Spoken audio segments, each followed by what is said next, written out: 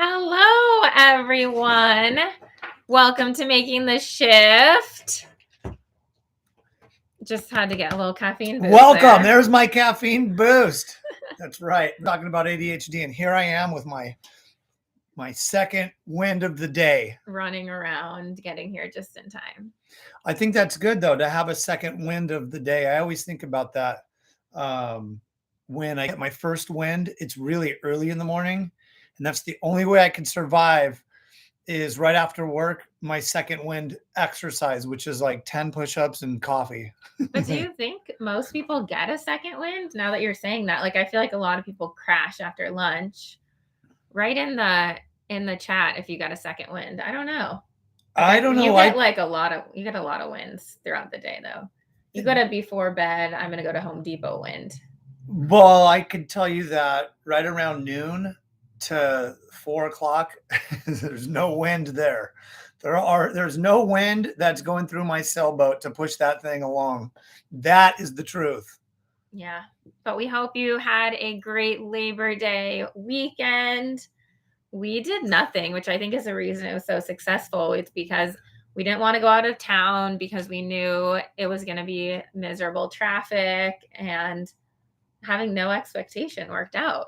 Yeah, I think that historically, and by historically, I mean like a month ago, Jesse and I would be like, Labor Day weekend's coming up, and we have 3 days. The kids are off on Monday. Where can we go travel to? And then the reality is when the weekend gets here and we didn't plan traveling, we find that we had a great time when we were close to home without the pressures and the stress of doing things out of town. Yeah. And this time Tucker, who's 4, said, "Can we go camping?" And he meant like lay down in the trampoline and put our blankets down. That's what he means by camping.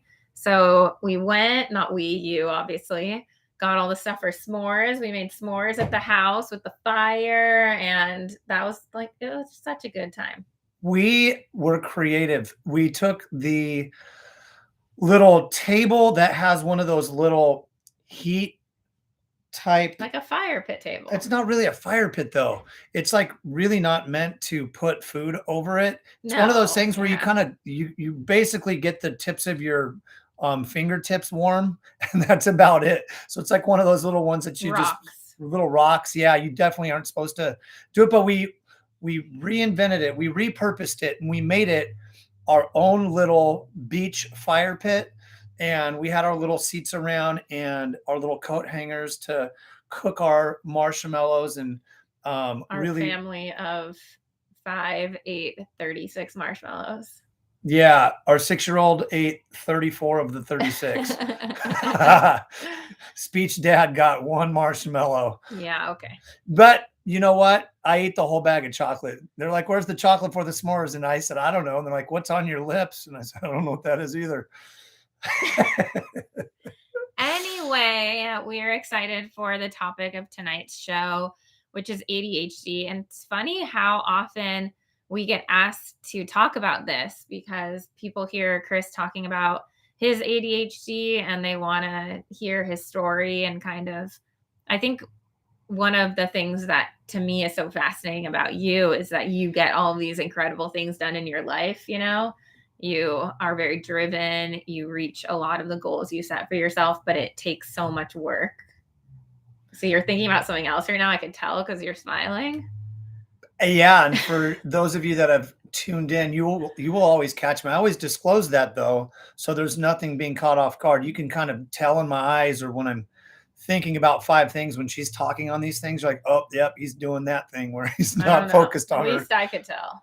But that's like one of the things that I have to do when I'm going on a podcast or when I'm doing a live, is I constantly have to think, make sure you listen to the words that the person is saying, Chris. Don't start thinking about everything that you want to say. And that's always been a challenge, but it's probably apparent through video.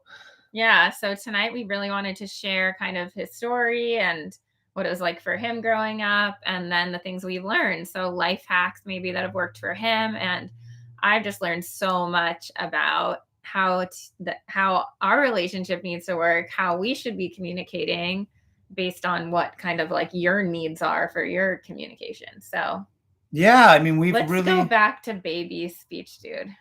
I feel like I don't know like You too don't know? much. I know like general things of your story, but let's hear. I mean, I'll just kind of not go into too much detail. I was at an advantage and a disadvantage when it came to public schools. The advantage was my age, because of my age, as I grew into playing sports and extracurricular activities, I was able to play sports and be in that league for a longer period of time, like Little League. So rather than what most people would get, I would get an additional year solely because of my birthday. I share So that you with were you. young for your grade or old for your I was young for my grade, okay. but because I was young for my grade, with extended sports, I was able to get that extra year, which was great. But now, how did that tie into education and how did that put me at a disadvantage? Well, my birthday's August 2nd. And per educational system, you cannot be enrolled until September 1st when you turn 5 for kindergarten, right? So everybody that was born later in the year already developmentally had an advantage. So I was already immature solely because I was the youngest one always in my class. So I graduated at 17 when everybody else was graduating at 18. And I think that's what happens a lot of time with the younger grade. Kids that are born in August a lot differently. They have different developmental A whole year. a whole I want year. to say, is that in Freakonomics, the book where they talk about that? Or Um, Tipping Point? I don't know. It's in one of yeah, those Malcolm cool Gladwell talks about it a little bit in that Goliath and David or book, I think. blank. I don't remember. We will read figure a lot that of books out. and they're all over scattered. But anyway, that was one of the things where it was like I was already kind of set up for, hey, what's going on with that Chris Winger kid? Why is he acting up and why is he so mature? So it was like a hand in hand. I was born immature already, and then I was put into a place where I was, compared to other kids who already had, more development at the time. So throughout elementary school, my elementary school years consisted of a lot of me jumping up on the tables and taking straws and creating spit wads. So when we had a substitute, it was like I would send spit wads over to the substitute. Things you're not supposed to do. Really immature stuff. Blurting out loud in class, singing out loud in class, just all of the things that are impulsive. So my parents would get the phone call quite often, which would be Mr. and Mrs. Winger. Is this you? And they would say, yeah, well, your son, Chris, you're going to have to come and pick him up from school. He's this is his fifth time that he's been acting up in class. And so we're going to have to put him on more detention and more suspensions. So lots of getting in trouble. Yeah. But do you feel like it was hard focusing in class? Well, I mean, you've got a class of a lot of students, right? You've got a class now, for high school, especially where I work, 36, 38 kids in the class. So yeah, the way my brain works still to this day, and it'll always work this way, are in short increments. So it's like, hey, give me an assignment, allow me to do it for 25 minutes, but I need to take a break. But the school system's not set up like that. It never has been set up. It's like you got these 50-minute blocks. And they really tried to implement this in California a couple years ago, which were the 2-hour blocks where you would have periods 1 and 2 and 3 for 2-hour blocks. And then the next day would be periods 4, 5, and 6 for 2 hours. I'm like, that would drive any kid with ADHD into insanity unless you were able to break it up in 25-minute spurts to do that. But that's how my brain works currently. It's always worked that way, which is I know that I can focus on something, especially if I'm interested in it, for 25 minutes, and then I got to take my break. Yeah, and I think it sometimes feels frustrating for me because we work on a lot of projects together. And for me, I'm one of those people who would just sit down for like 3 hours and just get something done. But for him, he needs that time. You need your break. I absolutely do. Yeah. And then I was thinking about how you, at least at your old house, you would always work standing at the high top counter. That's funny because, yeah, it hasn't changed at work. I still have one of those Vera desk is what it's called. It's one of those, stand up that sits on top of your desk. You can raise it to your height. All year, every day, I am standing. That is helpful for someone like me. But again, all of the things we talk about, we should disclose. What works for one person might not work for the next person. But yeah, for me, honestly, standing helps me stay engaged and helps me stay focused. Sitting down for me, like right now, sends signals to my brain to go, oh, you're sitting down. Go to sleep. No, not really go to sleep, but it's more like I'm sitting down talking. I got to make sure that I'm not missing the latest and greatest on TikTok. I'm like, well, hold on real quick. Oh, wait, we're doing a live. I can't check my Instagram and TikTok. But that's just kind of how I am, is I have to, for me, when I get into that 25-minute zone of doing work, when I create some of the stuff that I do, like the online course and stuff, I have to get rid of my distractions. And so that's one strategy for me, no matter what. It's like, I can't have it around, or else I will be checking Instagram. And then the next thing you know, 8 hours later, I'm like, oh, holy hot dog. I got nothing done except for consuming content that meant nothing to me. And one thing you do, which I feel like is really unusual, honestly, you're probably the only person in the world, is you don't even get notifications when you get text messages. So you can have your notifications turned off or do not disturb, so it's silent, but it doesn't even pop across your screen when you get a text. It just goes straight to your message. Yeah. Because otherwise you would just get distracted all the time. Oh yeah, I have to have all of my notifications turned off because of that. Yeah, that's absolutely correct. I think that for me, one of the biggest things was learning how to communicate, right? Because I feel like there was a period of time where we were just starting to date, and there would be times when I would think like you just had no interest in what I was saying. I feel like we've had conversations about that, because I could just tell you weren't paying attention to me. But he does this thing where you think he is. So he's like, yeah. And, he's responsive. So you think he's processing, but he's not actually processing. And then, so what I've learned is that, I guess, two things. One, we started doing something where when I would tell him something important, I would say, Roger. Yeah, Roger that. And then he would be like, yeah, wait, what? So you would always tell me. And that was just something. We still do that. Yeah, we do. So that's just when it's something important. Obviously, I can't do that all the time or else it wouldn't be effective.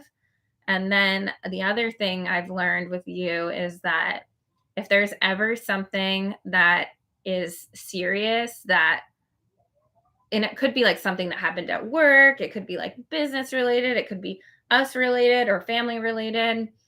It's like I could just tell when you're in and out of your flow throughout the day. And I just have to wait until I could tell that it's a good time when you're like really present, because otherwise it's like, I can't just call you in the middle of the day and tell you a 30-minute dramatic story. I'm not going to get the response from you that I need. It's like better for me to wait till you're home after dinner or something. Right. Absolutely. So I can't have any distractions. Yeah. Just like learning the types of the times and knowing that it's probably a good thing for me to learn that not all the things I need to talk about in depth are that urgent, and just waiting for it to be the right time. Yeah, I think you're exactly right. We follow Grow Now ADHD, Mike McLeod on Instagram, and we came by a post, which is so true, which was about ADHD. It's not that it's a lack of attention. It's an overabundance of paying attention to things. And that is my life in a nutshell, where it's hard. That's my problem. I pay attention to everything. So talking to you right now, I'm also paying attention to all the traffic that I see on the road over there. Yeah, which is really hard for us filming these, because like there's been times where we try to film these at home with the dogs, and you get really distracted, or like I just had to get up to get my phone charger, and I was worried to do that because I knew it would throw you off. That's how it is. Things like that. When I'm recording for Instagram and social media stuff, if I'm recording a quick video and a bird goes flying by in the background, and I'm just like, I now have to start all over. Seriously, that happens often too. So it's really a challenge for me on that sense. So I usually, with that type of thing, will put myself in an environment. I will make sure that my phone goes into the do not focus. I just swipe it down, do not focus, so I can concentrate on what I'm doing. That's always been a helpful thing. Yeah. And I think that, like, speaking of the overabundance of attention, you have in kind of like more speech and business world, you have so many ideas, that like you could come home one day and say, I'm going to do this. And it's completely different than everything else you've done. And I think sometimes it's hard for you to just like pick the one thing and focus on that. Right. Yeah, absolutely. I want to tie this because we talk a lot about autism. And so when we discuss ADHD and autism, autism is one of the most common conjoined things with it. I should say comorbid. So one of the other things that are combined with it is ADHD. For me, the big differences between the two to distinguish, because those two can go hand in hand. And with both of them together, it can increase the symptoms. So, like ADHD and autism, the ADHD can increase the symptoms of it. But here's one of the things when we talk about this, on my understanding with my own lived experience with ADHD, is that when I have a special interest, when I want to talk about something, I can be doing it, but I need my breaks. I can only focus on a short amount of time on it. So if it's like 25 minutes, or even like Jesse will tell you, I have TV shows that I absolutely love. Like That you love to fall asleep to. well, it's not even that. Like I'll be watching the new Game of Thrones with the dragons and stuff, and I love it. I have a passion for it. But then 30 minutes into it, I can grab my phone and get on it. So I get distracted and you will with never other want to things. watch, like you would never want to watch the second episode. Right. I get so Right distracted away. on my Yeah. special interest. Whereas when I work with my autistic students and they have an area of special interest, they can focus for an extended period of time. So my students, if they're playing Minecraft, they could sit there and play Minecraft for hours on end without losing focus. When I was in high school, I would play Ocarina of Time. It's a Legend of Zelda game. And 30 minutes later, I would switch over to GoldenEye 007. And then after that, I would go out and ride my skateboard for a little bit. And then after that, I would get on my, back then rollerblading was a popular thing. I don't know if it's gotten back, but it's like one thing after the next. So I think that was a big difference. Now, I want to share this too. Autism, ADHD, on the social interaction thing. So when it comes to social interactions with others, I can interact with others and it can be about multiple subjects and multiple topics, and it can be really quickly.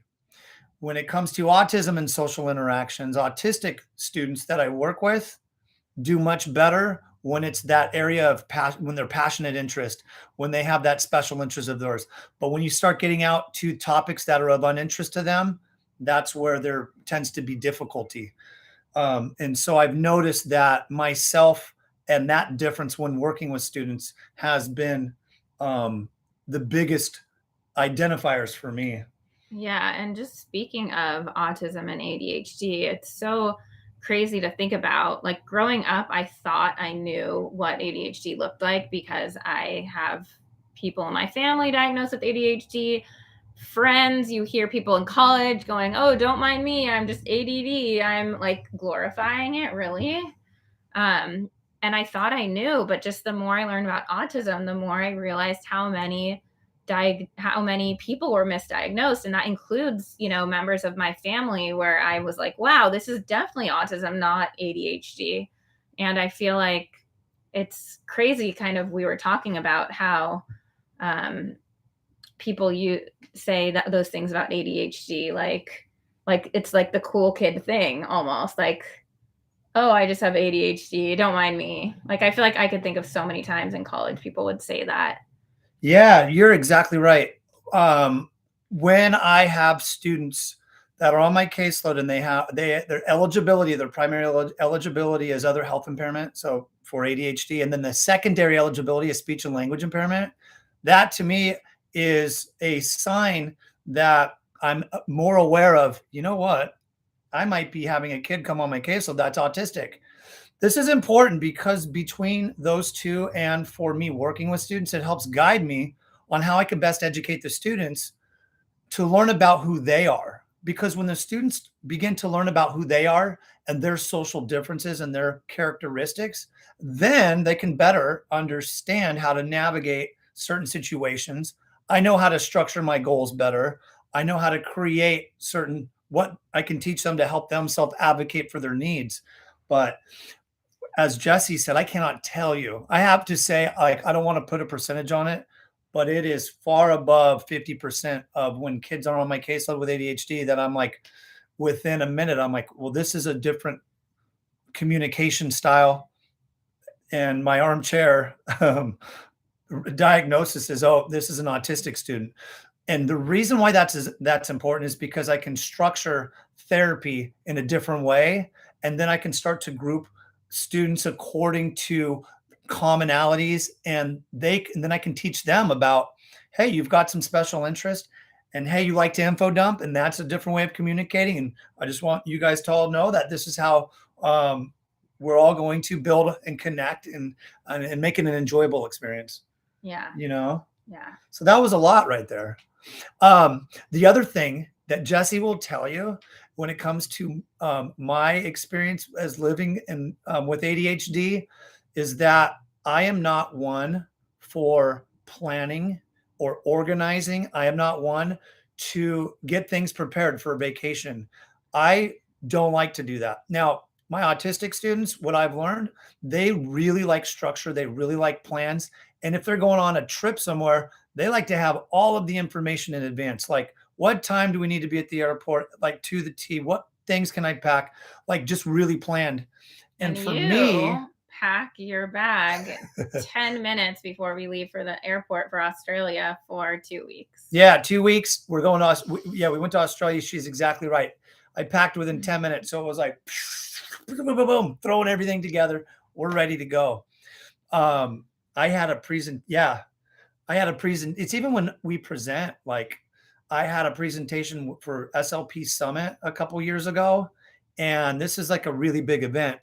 I'm talking 10,000 people, and I'm doing my presentation the night before, and she's like, I can't believe that you're getting your thing prepared with 1 day advance notice.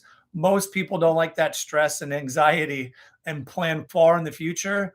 I'm like, nope, we got this. Yeah, so, and you'll make edits minutes before you go live. 3 minutes before you'll going live. Start changing stuff.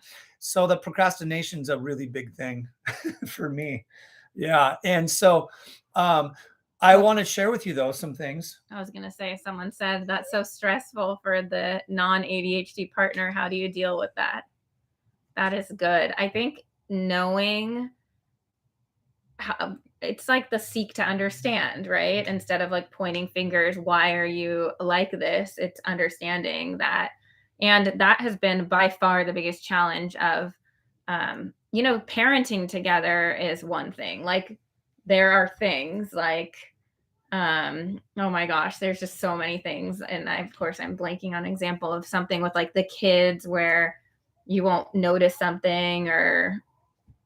Oh, all the time because we have the baby. And so it's like, just like minor things. Well, I shouldn't say minor, they're major things, right? Like if I accidentally leave the back slider open and the baby can just easily walk out. I mean, these are things that I constantly have to remind myself. Like if I'm cooking macaroni and cheese, I've got to have 2 timers. I got my phone and I have the timer that's part of the oven, because oftentimes what I'll do is I'll be thinking about what I'm going to watch on Netflix or what I'm going to write on an email while I'm cooking. And then when I notice that my macaroni's done, I'll just go over and pour it out, but I'll forget to turn off the burner. And that's a very common thing that I do. So I have to have multiple reminders and timers. Yeah. That I hear quite frequently, and it's for both autism and for ADHD, is you'll hear, or I hear anyway, it's like, autism is my superpower or ADHD is my superpower.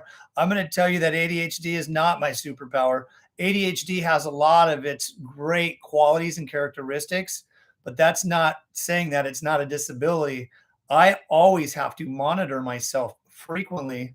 And Jesse always has to put me in check sometimes and say, well, Chris, I don't think you thought about this. Or, hey, Chris, um, you might want to do X, Y, and Z next time, um, because this could be a hazard.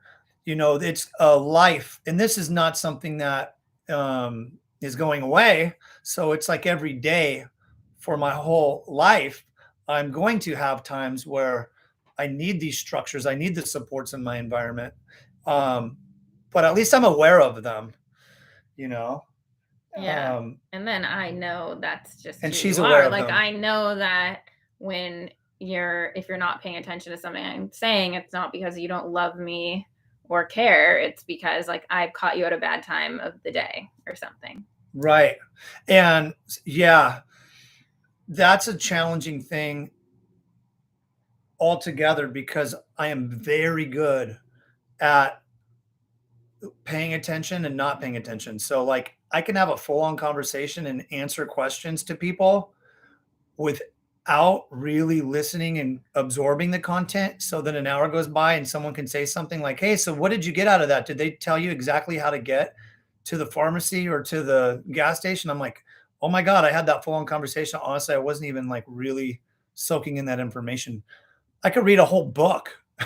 I did this in high school. I'd read like an entire book. It's like, all right, Chris, you're required to read To Kill a Mockingbird. And then I'd read the whole book and then I'd go to school the next day and I wouldn't remember a single thing that I read. And that's still the story of my life sometimes. Someone said, how did you work on becoming self-aware? That's a great question because. Wait, question for you. Yes. Did you we have a lot of open conversations about like communication. Other people that you've dated or maybe friendships, did that ever come up in the past? Like, was that ever a conversation where they're like, you're not listening to me? That's why I'm not with them anymore. Yeah, I mean, in my past, so like, because that would mean like people pointing it out to you makes you become more self-aware over time, you know? Yeah, right, exactly. So Jesse is very good in understanding and willing to listen and help me because there are times where I'm distracted or I'm not focused or I'm not listening. And rather than her point the finger and be like, well, you weren't listening and you didn't do this, it's like she's guiding me. So historically in relationships, it had always been a struggle because of those things and the breakdown where I wasn't intentionally trying to hurt someone's feelings or I wasn't intentionally trying to shut people out. It's just how my brain works. And because of that, you're going to get tension. So fortunately, I have my supports and accommodations and environmental changes right here in human form. That's what helps me out the best as an understanding partner because that actually is a way for me to become more self-aware. Oftentimes I don't even know. I'll do something and she'll say, Chris, I don't know if you know this or if you noticed that you did this, but I wanted to share this with you so that way you can learn. So yeah, I mean, there's a lot of times in my life and still to this very moment, even when we do these podcasts, she's like, I don't know if you were aware that like when on that episode, I was in the middle of saying this and then you like totally chimed in. I'm like, well, I'm glad that you shared that with me because no, I wasn't aware. So I go back and watch it and I'm like, oh, Nelly. So you're really on with the expressions today. Yeah, that's right. Yeah. So yeah, that's something that's really helped out. Yeah. Jesse. And I think just in terms of working together and what has helped because we're so different in the way we work. And now we speak together a lot. So what I find works is I'm responsible for me. He is responsible for him. Like I will not work on things where it has to be us doing the same thing at the same time. When we speak, these are your slides and we might go back and forth, but it's like, you know, which slides you're responsible for. I know which ones I'm responsible for. And I don't have to worry about him because he can change it the day before or the night before. And I know he's going to be fine and it won't affect me at all. So. Right. Yeah, absolutely. I wanted to to share this too with my experience in the younger ages between kindergarten and 12th grade. I think for any kid with ADHD and autistic kids and just neurodivergent students in general, there comes a time when you graduate where everything just seems to get so much easier for one reason when it comes to education, which is college. I was able to pick my own schedule, which was big. Like you don't get a choice when you're in kindergarten through 12th grade. I didn't get it really a much of a choice of what type of career path I wanted to go down in high school. You just have this set schedule, right? So a lot of that was autonomy. It was like I got to choose my schedule. I got to pick any class I wanted. So I even picked a bowling class. I'm like, I want to learn how to bowl. That's how you got so good at bowling? I learned everything about bowling. Cal State Fullerton. One of like our first dates, we went bowling and he was just like strike after strike. And I was like, what? Turns out he has his own ball, shoes. Anyway, good to know. You know, that came partly from my dad, because we did a lot, not a little, but I was fortunate.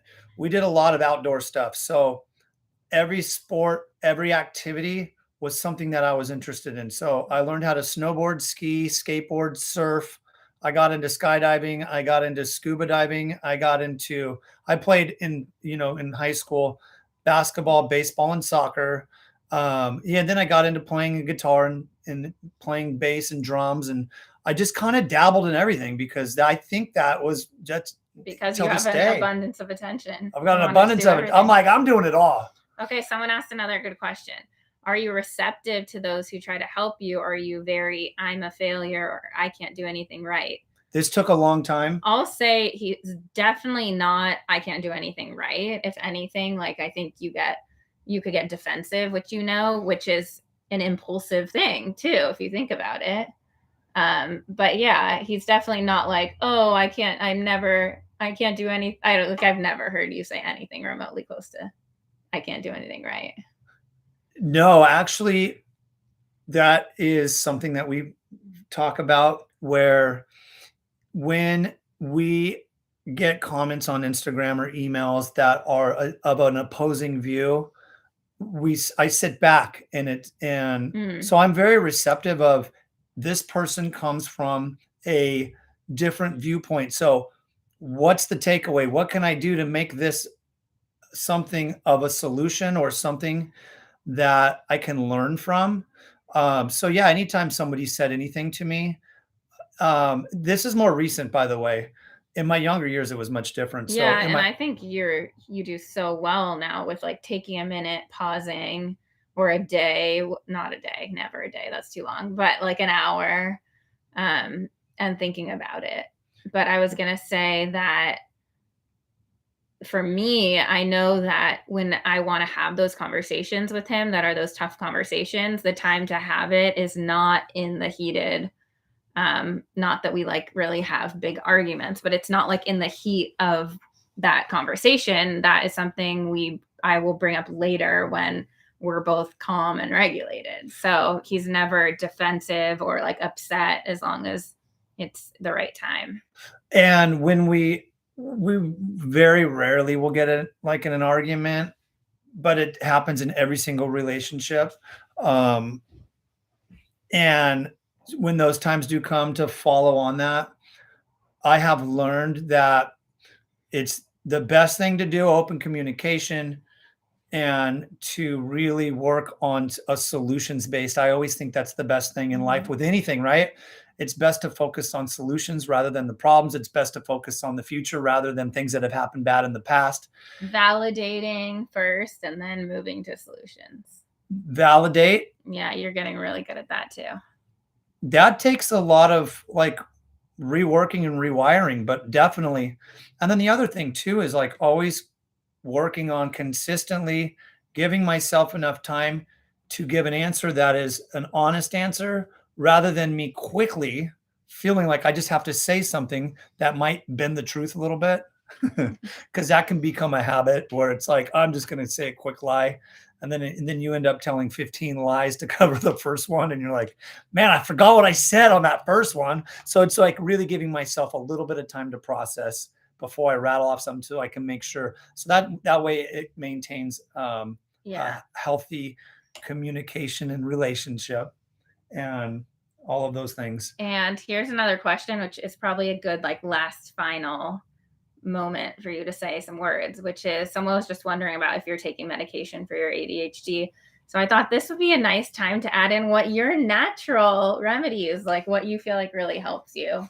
Yeah, when it comes to medications and stuff, everybody's situation is different. And so my experience and my situation is going to be different than anybody else's, right? So it's just like all of us, we and our fingerprints, what works for one person might not work for the next. My thoughts oftentimes, God, I hope this doesn't come across as any kind of like difference, but I want to just say that oftentimes from my experience in schools when I was growing up, when I did have medications, the medications were given to me to make the other people comfortable. The medications were never for my benefit. It was always to make everybody else not have to deal with the kid who had more energy. So if I would have been given opportunities to say, hey, Chris's school day was going to consist of working for 25 minutes and then he can go out on the monkey bars for 10 and then he can come back and study math for 25, then I would have had an environment and supports, so I wouldn't have needed the medication. So the medications were essentially saying, hey, this is for that kid to make those people around that kid more comfortable, right? And I think many of you guys know my mentality and mindset these days, which is we need to start creating environments and supports and modifications and accommodations so it's everybody's accepted for who they are, not to try to turn them into somebody different. With that being said, I was going to say, and I just want to emphasize what you said, which is like, we are not here to give medical advice. Right. Like there are kids, plenty of kids we see who take medications, plenty of families we see who don't want to, but at the moment, Chris does not take medication, and instead he has a lot of other things he does during the day. Yeah, so I get high on my own supply. I was like, where is he going here? Meaning that what Vyvanse and Adderall and Ritalin and all those other things back in the day maybe would do, I have replaced with some natural things. And so for me, and I think there's a lot of research behind this kind of stuff too. I have a routine every day of waking up at 5 a.m. I don't know if I'd recommend this for anybody under the age of 17, but we get older, 5 a.m. is always a good thing for someone like me. And the reason is because the rest of the world is quiet. There's no distractions and phone calls and emails and text or anything. So I don't have my phone around. So I have got me time for the first half of the day that starts at 5 a.m. And I get myself exercising. So the very first thing I do in the morning is I get myself to a point of sweating. So there's something in your brain called BDNF, brain-derived neurotropic factor. And when you can release that in your brain, and that release is right when you start to break a sweat, you are enhancing and increasing the neurons and the neuroceptors and really helping your brain maintain focus. It really helps with executive functioning. So that's one thing. Get to a point of sweat. That might be climbing stairs. That might be what anybody makes of it. If there's anything we learned from the pandemic, it's that you don't have to have a gym pass to break a sweat. You can do it from your own home, and you don't have to have expensive equipment either. You can do your own thing. The other thing, you are not the same person if you don't work out in a day. My entire day is not the same person. It's like your mood, your productivity, everything is affected if you don't get that workout in. Here's the other thing that a lot of people don't know about, and it sounds complicated, but it's not. But I'll try to make it not sound complicated. It's called transient hypofrontality. Okay, so let's talk about that. So transient hypofrontality. So hypo meaning that we are keeping everything calm. Frontality. So we're keeping the prefrontal cortex of our brain nice and calm. My day as ADHD consists of me constantly thinking about things every second of everything in my environment I'm focused on. even when I'm focused on my favorite things, I could lose distraction really easily. So how do we get to the state where our brains can be relaxed and really enhance and increase those neurons saying hello to each other so we can strengthen those things, right? That's what our goal is. We want to increase the myelin sheath. No, so we want to increase that. So how do we do that? Again, when exercising, I hit 12 minutes on this Stairmaster. What I'm doing is when I'm exercising, it gets, and I do it when I swim. Swimming is one of the best ways to get to this state of mind. So when I'm swimming, I'm not thinking about emails. I'm not thinking about TikTok. I'm not thinking about my inbox and my direct messages on Instagram. I'm not thinking about what I'm doing the night before because I'm thinking about my breath work and staying alive while I'm swimming. And when I'm doing that, I'm increasing my cognitive bandwidth. So I'm increasing my ability to stay focused with what I'm doing. And this in turn, over time, has helped me get through my days with focus. It really has. I was going to say, okay, for clarity, you're talking about actively trying to be present, not that like you don't think about those things because you're swimming, but instead you're taking the time when you're swimming and trying to, like, you're not focusing when you are doing that. So I mentioned this because if you don't have access to a pool or swimming, Google this stuff, which is transient hypofrontality. You can do it with any kind of exercise that you're doing when you're riding a bike or jogging or walking or hiking or take your dog out or whatever it is. Do it in your own home. Whatever works for you. And so that's one way of it really helping me. Now, somebody mentioned in the comments here, which is another great thing, ice baths. Not every day, 5 days a week for 3 minutes, I get into 45-degree cold water. It's an ice bath that I have at the place that I go to every morning. So I get all of this stuff done. So I wake up at 5 a.m. I have all my stuff laid out the night before. So when I wake up, there's no such thing as hitting the snooze button, because if I hit the snooze button, then I'm automatically teaching my brain that I'm not ready for the day. And that's a bad habit. So no matter what, that alarm goes off, I'm up, my stuff's already ready. I put it on, I go get my exercise. And then comes the ice bath every morning. Now, the ice bath is not what you think. The ice bath does many things. The ice bath, for starters, is that I don't love always getting into the ice bath, but getting into the ice bath, even on the days where I'm like, okay, I'm definitely going to skip it today, that tells me that I absolutely have to get in, because if I can do that, I'm training my brain that when I say go, we go. There's no holding back. I get into that cold water for 3 minutes, no matter what. So I'm already doing something hard. So when I have to have a deadline or I have to have a report or I have to do something in the day, I've already done the hardest thing in the day, which is get into freezing cold water.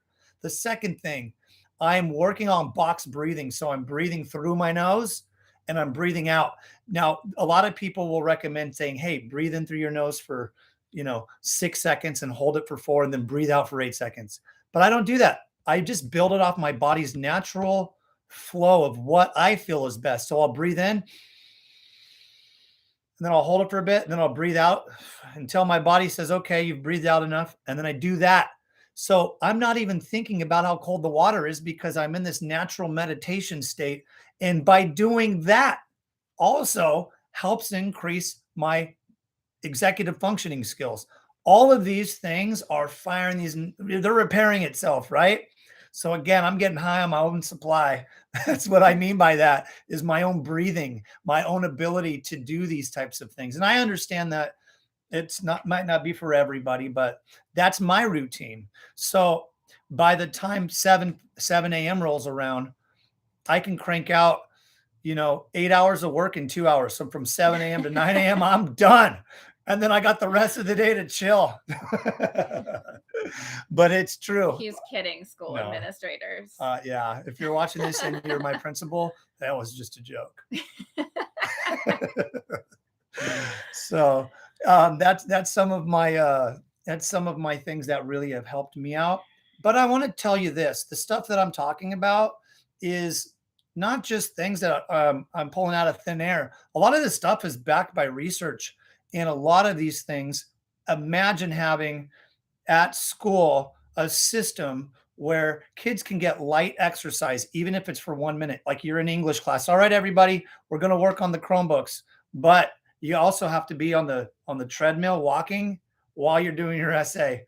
I mean, seriously, things like that. Yeah. So I just some random thoughts for the second that I had there. Well, any last thoughts? This was fun. Yes. I think that you hopefully have learned a couple of new things that have helped me along the way. But what are some last takeaways? One of the biggest takeaways, again, that I can't stress enough is my biggest support for my own journey lately, in the past several years, has been Jesse's ability to empathize. That's probably the biggest thing. And the second thing I want to say that probably applies to everybody's life, which is when, and I heard this from Tony Robbins, so I'm not making this up on my own, but he said that when we trade our expectations for appreciation, then we can begin to experience gratitude towards those people. And so when, rather than Jesse having all of these expectations throughout her day with what I should have been doing, she's turned into an appreciation for who I am, and that turns into grateful that I am getting some things done while providing that empathetic view, so we can structure things for me that make it a successful relationship, a healthy relationship, and a happy family with smiles for some of the day. A lot of people in the chat were talking. It sounds like their significant other has ADHD. So I think that all definitely rings true, just coming from a place of understanding. And, for me, it's like, even if I don't really feel like him leaving the house and going to the gym, I know that he needs to do that, and it's going to be better for everyone's day once he does, and it's just understanding things like that. And I think, like, when you do want to have those hard conversations about communication or your relationship, it's just picking the right time of day and approaching it. It's like I don't know who made this up, but it's when people argue, they always argue person versus person, when it's couple versus the problem. Right. Yeah. So, like, knowing that you're on the same team. That was cheesy. No, but that was so good. Someone asked the quote. I thought the quote was, when you trade your expectations for appreciation, the world changes instantly. But you said something about gratitude. I added my own thing to it, but yeah, Jesse's right. So the quote is, that's the thing, is he will change quotes. Yeah, I didn't say word for word. I just kind of got the concept and I added to it, because if you can trade expectations, like, so we're saying, like, when we trade expectations for appreciation, we'll start to build gratitude towards who the person is rather than for what we wish them to be. Because oftentimes we go, oh man, I wish this would have happened. I was expecting this to happen, and I wish they would have did this. And then what ends up happening is it sends things back to our thinking, and makes us not the happiest person, right? When that happens. And so that's something that I've kind of stood by with working with my students, with our children at home. And it's been a really helpful thing for my belief system, because remember, we said this in a earlier episode at the beginning, is that our beliefs become our thoughts become our words become our actions, and our actions become our habits, and our habits become our realities. And that was Jen Sincero. Yep, she wrote You Are a Badass, and Jesse is that title of that book. All right, everyone. Thank you so much for joining us. We hope this was helpful and you got to hear a little bit more about us. Yes, thank you so much for hanging in there. I'm going to go home, get on my skateboard, watch Netflix on my phone while juggling 3 tennis balls. All right, everyone. See you later. Bye.